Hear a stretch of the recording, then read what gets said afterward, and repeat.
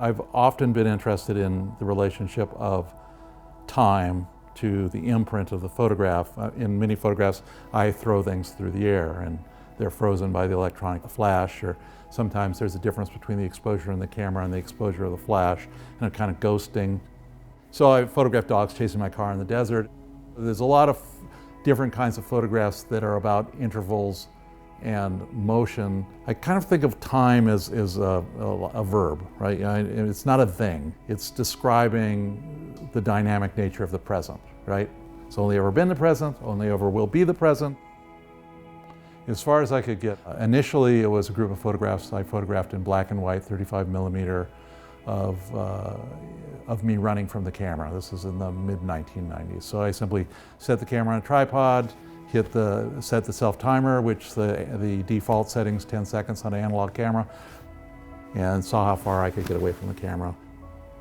I used a very grainy film and printed them very large so that it would be kind of being absorbed into the grain of the image at a depth. It's sort of about mortality. Then I started playing around with a technology called a gigapan. A gigapan is a robotic camera base.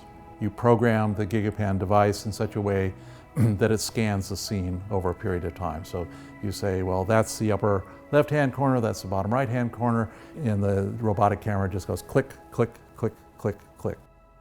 And so over a sequence of time, generally in my case about 15, 20 minutes, you can shoot anywhere from, in my case, 40 to 80 photographs. And then that is brought into the computer and seamed together into one seamless photograph. I'm interested in the gigapan specifically because it is an interval of time. It's about 20 minutes. And in a lot of the gigapans I've done, I've wanted there to be an event, like something that happens within those 20 minutes that is a counterpoint to that span of time. So in that case, it was the running. In other cases, it's other kinds of interventions that are kind of a temporal anchor within the span of time. When we talk about time, we're talking about how the present changes. And photography is pretty interesting in relation to that, is that it makes an imprint that is relatively fixed in relation to the dynamic nature of the present.